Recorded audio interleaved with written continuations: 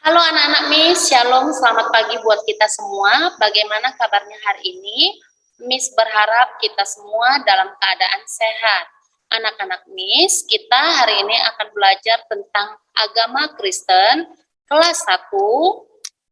Sebelum kita mempelajari pelajaran kita hari ini, anak-anak Miss, ada baiknya kita berdoa. Kita lipat tangan kita dan kita tutup mata kita bersatu di dalam doa. Tuhan Allah Bapa kami yang bertahta di dalam kerajaan surga, terima kasih Tuhan buat berkat-Mu yang masih Engkau berikan kepada kami, sehingga kami bisa merasakan napas kehidupan daripada-Mu dan kesehatan daripada-Mu. Tuhan Yesus yang baik, saat ini kami akan memulai pelajaran agama Kristen kami, berkati kami, lindungi kami. Berikan kepintaran juga ya Tuhan buat anak didik kami, sehingga mereka bisa mengingat dan melakukan apa yang telah mereka pelajari di kehidupan mereka masing-masing. Berkati juga ya Tuhan buat kedua orang tua kami dimanapun mereka berada. Tuhan Yesus, banyak dosa yang telah kami perbuat, kiranya Engkau dapat menghapuskannya. Dengarkanlah ya Tuhan doa ini yang kami persembahkan hanya di dalam nama anak-Mu, Tuhan Yesus Kristus, Juru Selamat kami yang hidup. Amin. Nah anak Nis, mari kita lihat catatan 8, yaitu dengan judul Tubuhku milik Tuhan. Tubuhku milik Tuhan. Di sini Miss akan membahas satu persatu isi dari catatan 8 ini. Ya, mari kita lihat nomor 1. Injil Kristus adalah kabar baik tentang Kristus. Injil Kristus adalah kabar baik tentang Kristus. Kabar baik tentang Kristus itu maksudnya kabar baik tentang Yesus. Ya, kabar baik tentang Yesus. Nah, kabar baik tentang Yesus ini kita bisa lihat di dalam Alkitab. Ya, di dalam Alkitab kamu bisa lihat dan kamu bisa baca anak-anak Miss. Nah, kemudian Miss lanjut nomor 2.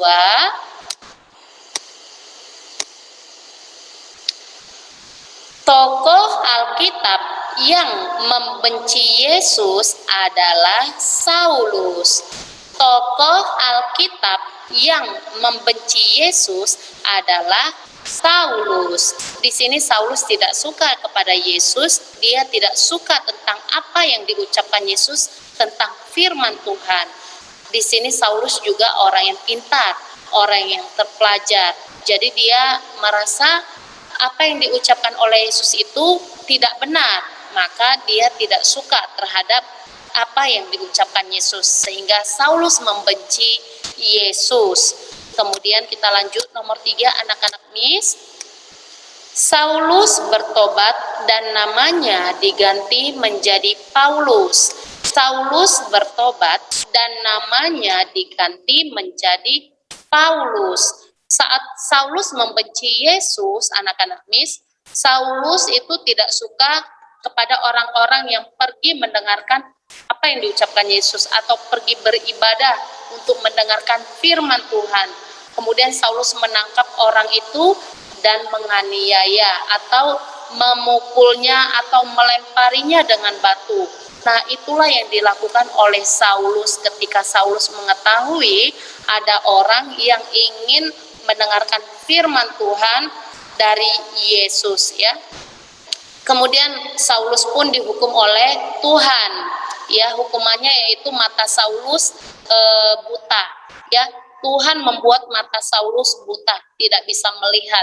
Ya, saat Saulus merasa tidak nyaman, dia tidak suka karena dia tidak bisa melihat anak-anak Miss dengan matanya buta yang dibuat oleh Tuhan. Saulus pun bertobat, ya. Saulus bertobat, dia meminta ampun kepada Tuhan, sehingga Tuhan pun mendengarkan pertobatan Saulus, dan mata Saulus pun yang tadinya buta menjadi bisa melihat kembali anak-anak Miss, ya.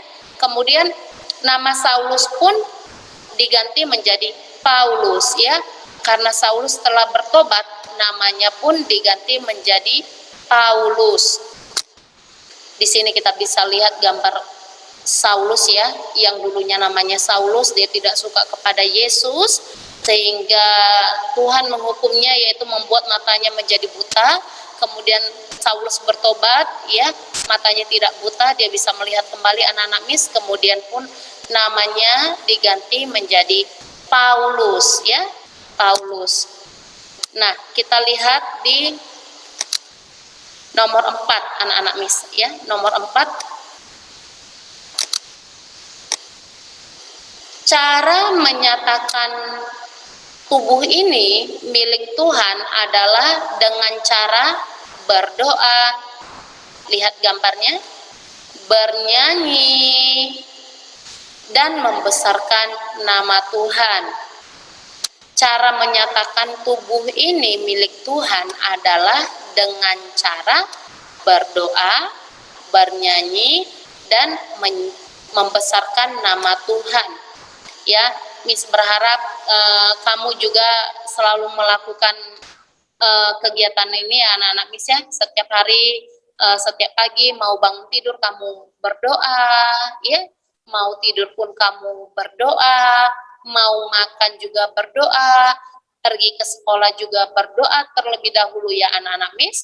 Kemudian bernyanyi. Bernyanyi kamu bisa menyanyikan lagu pujian Tuhan di gereja ataupun di rumah.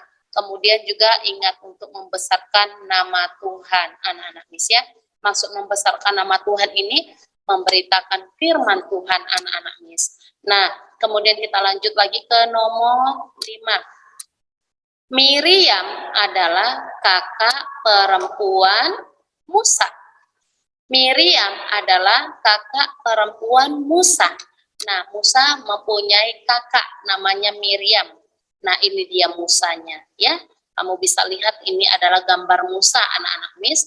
Kemudian di nomor 6, Miriam memimpin bangsa Israel memuji Tuhan di tepi laut. Nah, ceritanya seperti ini. Saat itu Musa diutus Tuhan untuk membawa bangsa Israel ya dari tanah Mesir keluar menuju tanah Kanaan. Ya, bangsa Israel selalu ditindas, ya, selalu dijadikan budak, ya, dipekerjakan yang berat-berat di Mesir. Dan Tuhan melihat bangsa Israel sudah tersiksa, sudah merasa kesakitan, sehingga Tuhan menyuruh Musa untuk membawa bangsa Israel itu keluar dari tanah Mesir menuju tanah Kanaan. Nah, saat Miriam dan Musa beserta bangsa Israel ada di tepi laut, mereka memuji Tuhan ya, menyanyikan lagu Tuhan ya di tepi laut. Kemudian kita lanjut di soal nomor 7 atau catatan nomor 7.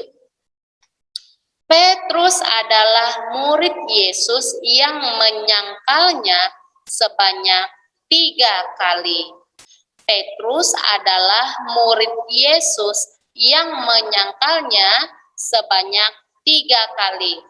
Nah, sebelum Yesus disalibkan anak-anak mis ya, saat itu Petrus adalah salah satu murid Yesus ya.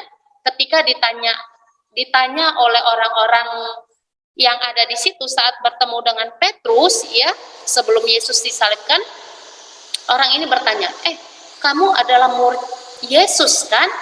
Bukan, aku bukan muridnya. Kamu kenal dia kan? Bukan, aku tidak mengenalnya. Aku bukan muridnya.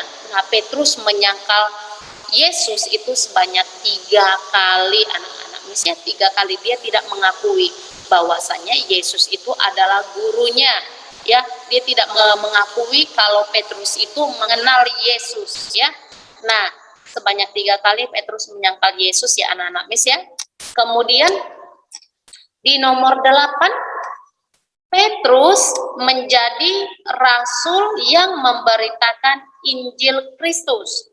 Petrus menjadi rasul yang memberitakan Injil Kristus. Nah, ternyata Petrus bertobat ya, bertobat. Kemudian dia menjalankan apa yang diperintahkan oleh Yesus, yaitu untuk memberitakan Injil Kristus atau memberitakan firman Tuhan.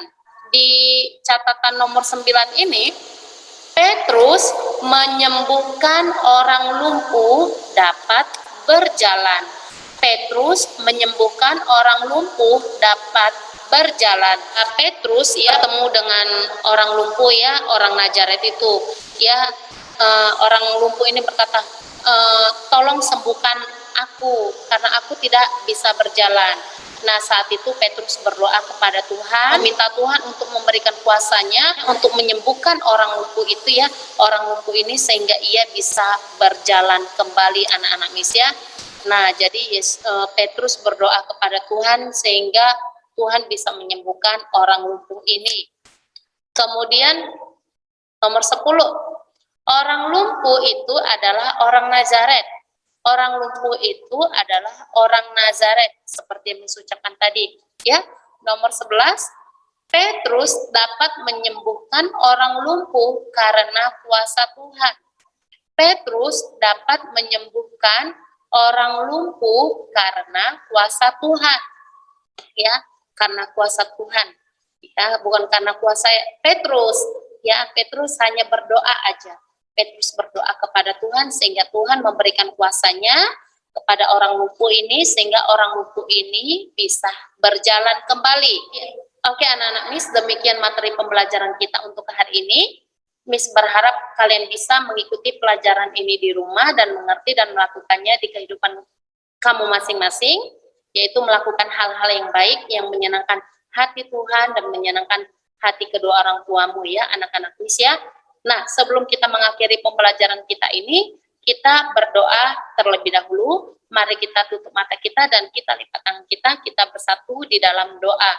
Tuhan Yesus, terima kasih buat kesempatan yang Engkau berikan kepada kami, sehingga kami bisa mengikuti pelajaran ini, bisa melakukan pembelajaran ini dengan baik Tuhan. Tuhan, berkati juga ya Tuhan buat anak didik kami di rumah ya Tuhan, sehingga mereka bisa mengikuti pelajaran ini dengan baik dan melakukannya di kehidupan mereka masing-masing. Berkati juga ya Tuhan buat kedua orang tua kami dimanapun mereka berada. Tuhan Yesus yang baik, banyak sekali dosa dan kesalahan yang telah kami perbuat, kiranya Engkau dapat menghapuskannya. Dengarkanlah ya Tuhan doa ini yang kami persembahkan hanya di dalam nama anak-Mu, Tuhan Yesus Kristus, Juru Selamat kami yang hidup. Amin. Nah, anak-anak Miss, demikian pembelajaran kali ini. Miss berharap kalian bisa mengikuti pembelajaran ini di rumah. Terima kasih dan Tuhan Yesus memberkatimu. Bye.